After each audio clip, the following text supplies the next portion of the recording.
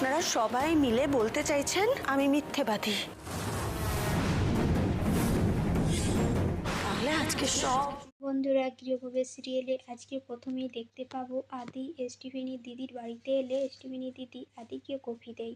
আর সেখানে শুভ আসে আর আদিকে বলে, জানো আজ কফি শপে কী হয়েছে, বলেই সমস্তটা বলতে থাকে। শুভ যখন কথা বলে আদি মুগ্ধ হয়ে শুভর দিকে তাকিয়ে থাকে আর বলে, কতদিন পর তোমাকে এইভাবে দেখলাম শুভ। শুভ বলে, এক সেকেন্ড আদি, আমরা কিন্তু একসাথে হাত মিলিয়েছি সত্যিটা খুঁজে বের করব বলে। তুমি এটা ভেবো না যে আমি তোমাকে ক্ষমা করে দিয়েছি, তাই বলছি এখন আপাতত আমাদের মধ্যে কাজের সম্পর্কই থাকা ভালো। আদি বলে, ঠিক আছে, মাথায় রাখবো। আর ঠিক তখনই সেখানে ঠাম্মি আসে। শুভ ঠাম্মিকে দেখে অবাক হয়ে বলে, ঠাম্মি, তোমাকে কেউ দেখেনি তো? ঠাম্মি বলে, না না, কেউ দেখেনি। ঠাম্মিকে বসিয়ে শুভ বলে, দাঁড়াও, আমি এতদিনে কি কি জোগাড় করতে পেরেছি দেখাই। এই বলে তারা সমস্তটা দেখতে থাকে। তখন ঠাম্মি বলে, মোহনাকে অন্য কোনো ডাক্তার দেখিয়ে পরীক্ষা করলে হয় না? তাহলে হয়তো সত্যিটা জানা যাবে। আদি বলে, গুড আইডিয়া। ঠিক তখনই বাড়ির কলিং বেল বাজে। শুভ স্টিফেনিকে বলে, স্টিফেনি দিদি, এ সময় বাড়িতে কে এসেছে? স্টিফেনি বলে, কোনো বাইরের লোক হবে। শুভ বলে, ঠিক আছে, তুমি ওকে বাইরে থেকে হাই হেল্লো করে তাড়িয়ে দাও। স্টিফেনি চিৎকার করলে সবাই লুকোতে চাইলে আদ্রিতের বাবা বলে, লুকিয়ে কোনো লাভ নেই। কি ভেবেছো আমাকে ফাঁকি দেবে? সবাই ধরা পড়ে গেছো। পুলককে দেখে সবাই অবাক হয়। স্টিফেনি এসে বলে, সরি, আমি আটকাতে পারিনি। মা, তুমি শেষ পর্যন্ত এদের দলে। আর মিথ্যে কথা বলে লাভ নেই, কারণ আমি তো আমার ঘরের লক্ষ্মীকে পেয়ে গেছি। শুভ, আমি জানতাম তুই আর যাই করিস আমাদের ছেড়ে কখনো যেতে পারিস না, কোথাও না। এই বলে শুভকে বুকে জড়িয়ে নেয় পুলক। অন্যদিকে মোহনা ডোনাকে বলে, তুমি এই বাড়ির ছোট বউ, এই বাড়ির সবাই মিলে এতগুলো কথা শোনালো, আর আন্টি তুমি তো ডোনার হয়ে কিছু বলতে পারতে।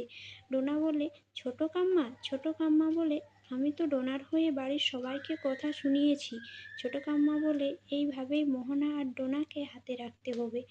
ডোনা শুভকে নিয়ে কিছু কথা বললে ঋদ্ধি সমস্তটা পিছনে দাঁড়িয়ে শুনে আর বললে, ডোনা, তোমার সাথে কথা আছে, রুমে এসো।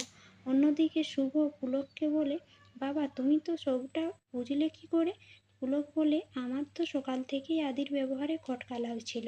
তখন থেকেই আমি সন্দেহে ছিলাম। হঠাৎ সন্ধ্যাবেলা মা কোথায় যেন চলে এলো। আদি বলে, বাবা, তুমি কোথা থেকে দেখলে? জানালা দিয়ে। আমাকে কেউ কিছু বলতে চাইছে না, তাই পিছু নিয়ে এখানে এসেছি। পুলক শুভকে বলে, আমি জানি না তুমি কেন এসব করছো এই প্রেগনেন্ট অবস্থায়। আমি বলি কি, এক কাজ কর, চল বাড়ি চল। শুভ বলে, তা হয় না বাবা। পুলক বলে, শুভ, আমার কোথাও রাখবি না? অন্যদিকে ঋদ্ধি ডোনাকে বলে, যার জন্য আজ এত প্রবলেম তুমি তার সাথে হাত মিলিয়েছো ডোনা? ডোনা বলে, দেখো ঋদ্ধি, আজকাল সবাই নিজের নিজেরটাই দেখছে, তুমি কি সত্যি দেখতে পাচ্ছ না? অন্যদিকে পুলক যখন আবার মোহনাকে বাড়ি যেতে বলে তখন আদি বলে, বাবা, আরেকটা সুযোগ দাও। আদি বলে, কাল মোহনার একটা টেস্ট করানোর ব্যবস্থা করেছি, আমি টেস্ট করালেই সব সত্যিটা বেরিয়ে আসবে। অন্যদিকে শুভ মন্দিরে প্রদীপ জ্বালিয়ে মায়ের কাছে বলে, কাল আমি আর আদি মিলে মোহনার সব সত্যিটা সবার সামনে নিয়ে আসবো, তুমি আমাদের আশীর্বাদ করো। এই বলে প্রণাম করে আর তখনই প্রদীপটা নিভে যায়। আর শুভর ঘুমটা ভেঙে গেলে শুভ আয়নার কাছে গিয়ে দাঁড়ায়, নিজের সাথে কথা বলতে থাকে। তখন শুভর ছায়া শুভকে বলে, ঠাকুর তোমাকে কিসের ইঙ্গিত দিলেন শুভ? শুভ, এই যে তুমি মোহনাকে সন্দেহ করছো, এতে মোহনা আর তার সন্তানের প্রতি অন্যায় করা হচ্ছে না?